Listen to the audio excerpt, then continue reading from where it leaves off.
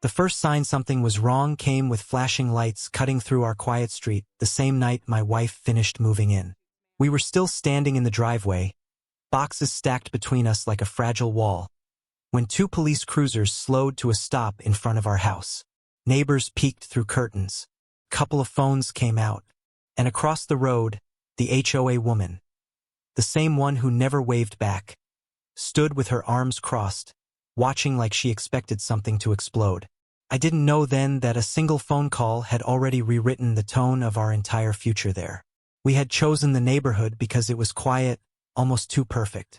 Cut lawns, pastel mailboxes, HOA rules printed on glossy flyers slipped into our mailbox weekly. We thought it would be safe, easy, a fresh start after a long year. My wife was excited, finally settling somewhere she could breathe, away from the stress of work that followed her everywhere without anyone knowing what she actually did for a living. We kept it simple with the neighbors, smiled, introduced ourselves as the couple moving into 1438. No explanations needed. Apparently, explanations were exactly what our presence triggered. Within hours of our arrival, the complaints started. Someone accused our truck of blocking an imaginary fire lane. Someone else said our boxes were violating curb appeal guidelines. Then the police showed up. No warning, no questions first. Just lights and uniforms and that familiar sinking feeling in your chest when you realize a stranger has decided you don't belong. The responding officer was polite but confused. The call claimed we were trespassing, that we had suspicious activity going on. I remember looking past him to see the HOA woman still standing there, satisfied, almost relieved, like she had just pressed the correct button to restore order to her perfectly managed world. My wife stayed quiet beside me, jaw tight, her fingers gently twisting the wedding ring she usually only touched when she was nervous. She didn't speak when I explained we owned the place. Didn't speak as the officers nodded and radioed the report closed. Her silence wasn't fear. It was restraint. Because what none of them knew, not the neighbors, not the HOA, not even the officers standing inches from our porch, was that my wife spent her days in a courtroom wearing a robe, sitting higher than everyone else in the room. Judge. Not lawyer. Judge. And the woman staring us down across the street was about to become more than just an angry neighbor. A few weeks later, when a legal notice arrived bearing the HOA's formal complaint, my wife opened the envelope and froze. Her name was printed next to the presiding judge assignment. She slowly looked up at me, eyes unreadable, and whispered just 6 words. "They don't know who I am." And in that moment, I realized the confrontation the HOA had started wasn't over. It hadn't even truly begun. My wife didn't talk much that night after reading the notice.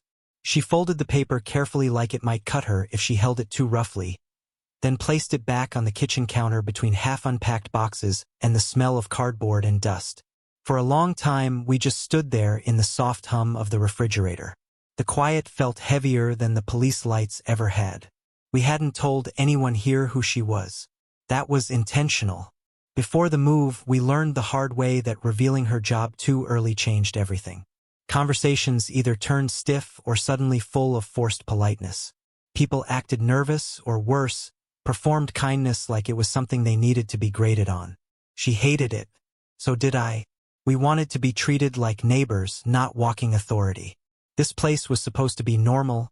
Backyard dinners, quiet evenings, maybe a few friendly waves across the sidewalk. Not whispers or sudden deference. But from the moment the HOA Karen locked eyes with us, something shifted. She watched the house like she was taking mental notes, counting visitors, tracking packages, judging everything from our paint color to the position of our trash bins. Small infractions started appearing in our mailbox, always unsigned, always petty. Mailbox face alignment off by 2 inches. Improper recycling sort. Unapproved porch decor. Every notice was technically legal, and each one landed like a message that we were not welcome here. My wife tried to ignore it, but I could tell it was starting to wear on her. She'd spent years presiding over courtrooms where emotions ran hot and accusations flew with real consequences. Here, though, the power imbalance felt different, silent, suburban, and strangely personal. She couldn't step in wearing a title to stop it. That secrecy was our choice, but now it was boxing us in. The police visit was only the beginning. After that night, neighbors stopped making eye contact. Conversations cut short when we walked past. A few curious glances lingered too long, like the narrative about us had already been settled without our input.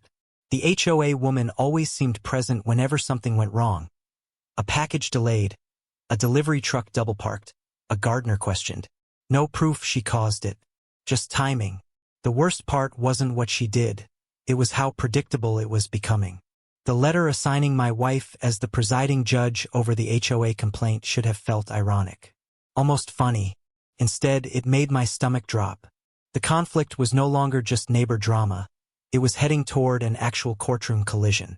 My wife finally sat down and whispered what she hadn't said since moving in. Conflict of interest could get ugly, she said quietly. If she recognizes me, or if anyone figures this out before the hearing. The stress etched itself into her posture. She wasn't afraid of judgment. She delivered it for a living. What she feared was something worse. The moment truth turned personal, and the line between justice and retaliation blurred. Because if the HOA Karen ever realized who she was actually targeting, the woman who started this fight would be standing face to face with the very judge deciding her future. And we still didn't know if that realization had already begun. The tension seeped into everything after that. The house stopped feeling like a fresh start and started feeling like a place under quiet surveillance. Every sound outside the windows felt louder than it should have been. The crunch of tires on gravel, a dog barking too long down the block, footsteps passing slower than necessary. My wife began double-locking the doors at night. Not out of fear, she said, but just to feel normal. I knew better. Stress had a way of hiding behind small habits. She wrestled with something deeper than anxiety. A moral dilemma she couldn't talk through without risking everything. If the HOA complaint stayed assigned to her, could she remain impartial? Would stepping aside look guilty? Would proceeding invite accusations of favoritism? In her world, perception mattered just as much as truth, sometimes more. She was trained to read motives behind words, but now she was trapped inside the story instead of judging it from the bench. Meanwhile, the HOA woman didn't slow down. The notices intensified, escalating from cosmetic rules to formal violations. We received a certified letter demanding fines for repeated noncompliance. Even though we'd corrected everything listed, the amounts were small but symbolically sharp, like someone testing how far they could push before provoking a reaction. I started keeping copies of everything. Dates, times, envelope stamps. Each complaint felt connected to moments when we crossed paths. When my wife watered the lawn as the woman walked past without greeting us. When we parked near her driveway during grocery unloading. When we hosted a small evening dinner with friends. Ordinary life events turned into silent triggers. At the same time, a strange countercurrent emerged. Quiet neighbors who suddenly found excuses to talk. A woman from 2 houses down offered baked muffins one morning and apologized awkwardly for how strange things can be around here. Another neighbor mentioned, offhand, that people were afraid of crossing the HOA lady. Apparently, she chaired informal meetings, spread rumors about outsiders, and kept mental blacklists. The realization settled slowly. She wasn't just nosy, she had influence. That knowledge landed heavily on my wife. Power mattered, influence mattered, and she understood both too well. Watching it used badly, even outside a courtroom, stirred something familiar, the same frustration she felt on the bench when people weaponized rules instead of respecting justice. But there was a flaw she couldn't outrun: pride. She hated backing down from bullies. It wasn't rage. It was a quiet stubbornness. The same resolve that helped her deliver firm rulings might also tempt her to push too hard here. We argued about it late one night. I urged caution. She urged principle. If I recuse myself now, she said softly, she wins without even knowing why. That sentence stayed with me. Then, something unexpected happened. A curious message appeared in her court portal inbox. A request from the HOA Karen's legal representative for background clarification on presiding judge assignments. It was procedural language, subtle and harmless on its surface. But we both recognized the undertone. someone was starting to ask questions. And questions, once asked, rarely stay contained. Whether the HOA woman was suspicious or simply digging for advantage, we couldn't tell. What we did know was that the invisible line separating our quiet suburban conflict from real legal consequence was thinning. And there was one thing neither of us could shake. When the truth finally surfaced, it might not protect us, it might ignite everything. The days blurred into a tense rhythm. Every morning, my wife reviewed the complaint files with meticulous precision. Every afternoon, I watched as she rehearsed her composure in front of the mirror, lips pressed tight, jaw firm. The house had grown smaller somehow, walls closing in, windows revealing more than just sunlight. They framed the gaze of neighbors who now lingered with purpose, curious eyes probing, whispering. Then came the first direct confrontation. The HOA Karen appeared at our doorstep, clipboard in hand, glaring like she had discovered a crime. My wife answered the door with that same calm authority she carried into courtrooms, the one that commanded respect silently. I held my breath. "You've got to fix this," the woman snapped, voice trembling between anger and fear. "It's unacceptable. Your lawn, your decorations, everything." My wife tilted her head slightly, a soft, almost imperceptible smile playing at the corner of her lips. "I believe the regulations have been met," she said evenly, voice calm, precise. The clipboard wavered in the other woman's hands. I stepped forward, heart hammering. Every instinct screamed to intervene. But my wife didn't need me. She had always handled confrontation with the kind of patience that could slice tension like a knife. And yet, there was something different here, something personal. That night, after the HOA woman left, a new letter appeared. This one wasn't formal. It was hand-delivered, scrawled in bold, jagged handwriting. Asterisk, "You don't belong here. I'll see you pay." Asterisk. I looked at my wife. Her hands gripped the edge of the kitchen counter. Not fear, determination. The kind that didn't just respond to threats, it anticipated them. But even as we tried to maintain normalcy, the tension crept into every corner. Mailboxes were rifled with curiosity. Small gatherings of neighbors whispered just loud enough to reach ears when we passed. Every knock at the door, every car slowing on the street, felt like a countdown. And then the notice arrived. The official court date. The one that confirmed my wife would be presiding over the HOA complaint. The words blurred as I read them. A mixture of disbelief, awe, and unease filled me. The game had shifted from subtle intimidation to full exposure. We knew the HOA Karen didn't yet understand who she had tangled with. That realization could change everything or make it explosive. The days before the hearing were unbearable. My wife ran through legal procedures in her mind while simultaneously plotting how to manage the personal stakes without compromising fairness. I watched the clock tick, seconds sounding louder than usual, imagining that moment when the HOA woman finally saw her across the courtroom. Sleep became shallow. Conversations were clipped. Even the air in the house felt charged, like static before a storm. And yet, the most dangerous part wasn't the confrontation itself. It was the uncertainty. What would happen when authority met arrogance? When calm met fury? When justice, hidden for now behind a robe and gavel, collided with personal vendetta? The courtroom doors loomed ahead, and with each passing day, the quiet suburban neighborhood we had hoped to call home felt like a ticking fuse.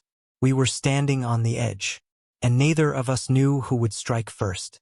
The morning of the hearing arrived with a heavy fog, muffling the usual suburban sounds.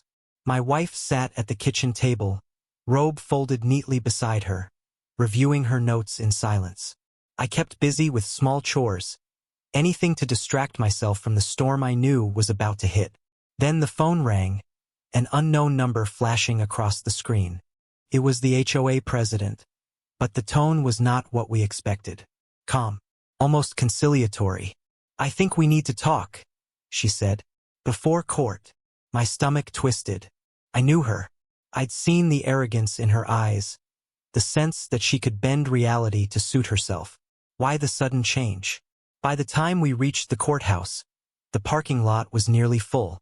Cameras weren't allowed, but whispers from early arrivals filled the hall. Neighbors we didn't know were present. Friends we barely recognized lingered in doorways. The tension was palpable. Then the twist landed.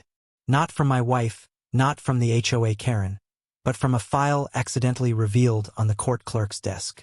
I saw it before anyone else. A string of previous HOA complaints from this same neighborhood. Not just petty letters, but formal disputes, settlements, and, surprisingly, names of the presiding judges. One name kept repeating, and it wasn't my wife. It was someone else entirely, someone who had resigned under mysterious circumstances years ago. And now, suddenly, my wife's assignment made sense. This wasn't just about us. It was about a system someone had manipulated to exact revenge. The courtroom doors opened, and the HOA Karen walked in first, scanning the benches until her eyes locked on my wife. Her face shifted in an instant from confidence to confusion, suspicion creeping in. Cutting between their perspectives, I realized the layers of misdirection.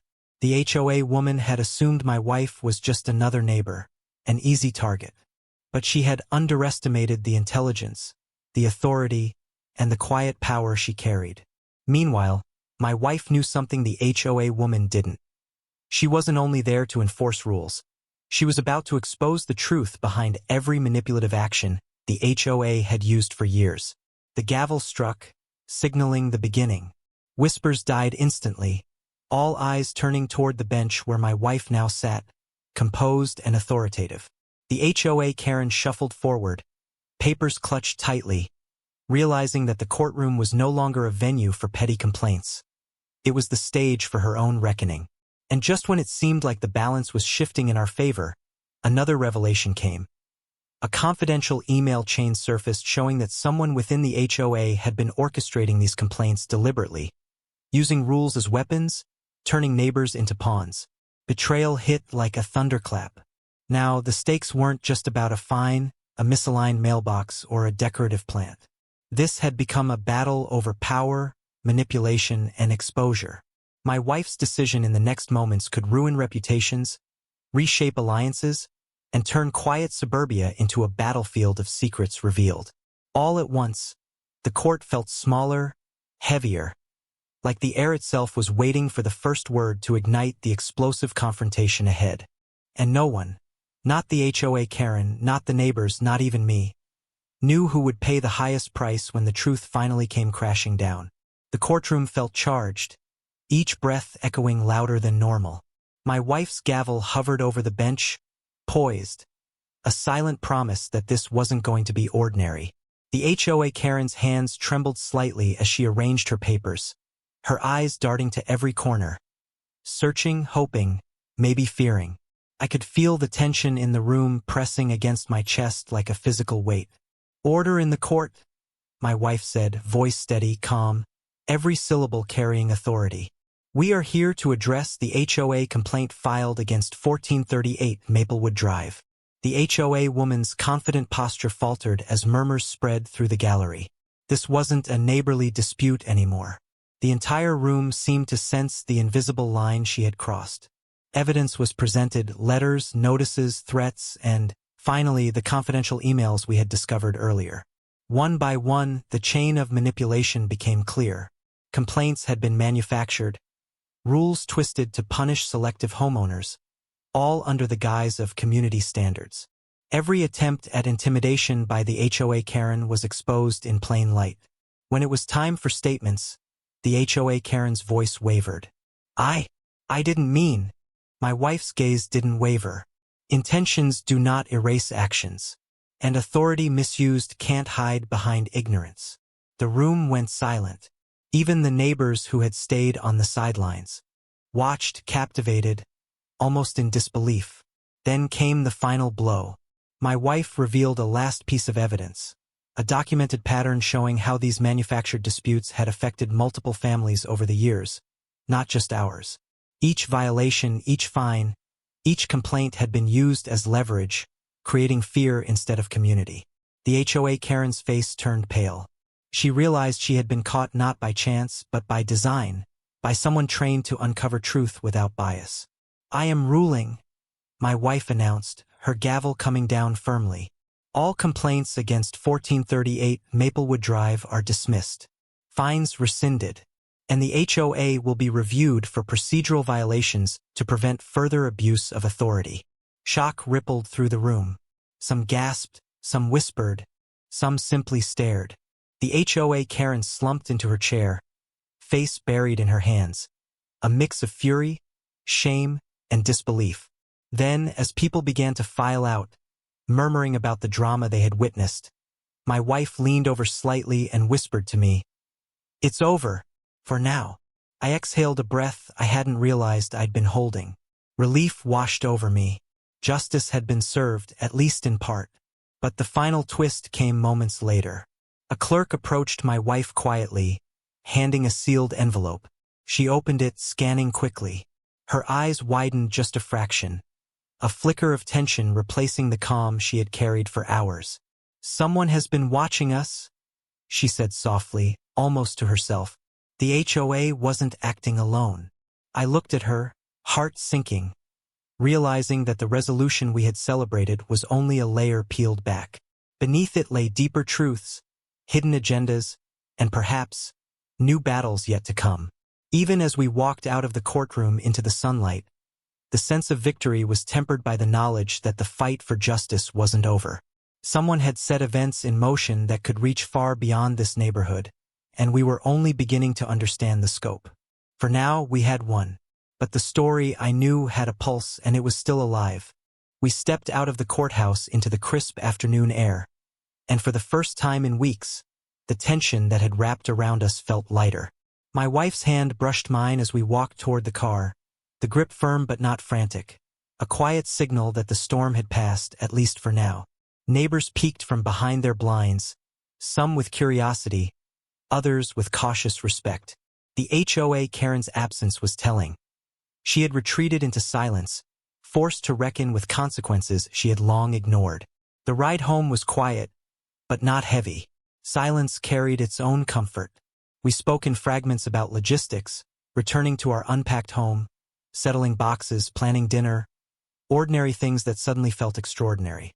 It was as if the smallest acts of normalcy were now markers of victory. We talked about what had happened, what it all meant. My wife reflected on the balance of power, on how authority could be both a shield and a burden. "It's not about punishing someone for being difficult," she said, voice soft. "It's about preventing harm and ensuring fairness. That's the line we have to walk every day, on the bench and in life." I thought about the HOA Karen. She had been so sure of control, so confident that rules and fear would bend to her will. Yet in the end, her obsession with power isolated her. The lesson was clear. Strength without integrity is fragile, and influence without responsibility is dangerous. The neighbors we hadn't known well reached out over the next few days. Casual waves turned into small conversations. Some admitted they had feared the HOA Karen as much as we had. Others quietly thanked us, relieved that the imbalance had been corrected. In the aftermath, I saw how courage could ripple outward, how one act of fairness could shift the energy of an entire community. My wife returned to her courtroom duties with a renewed sense of purpose. She carried herself differently now, not for recognition, but because she knew that standing firm in truth, even when no one else understands, mattered more than accolades. And I learned something too. Witnessing justice, even on a personal level, can change your understanding of love and partnership. Supporting someone who fights for what is right teaches resilience in ways no ordinary experience could. We still left the door locked a little longer at night, but the fear had softened. Packages were delivered without incident.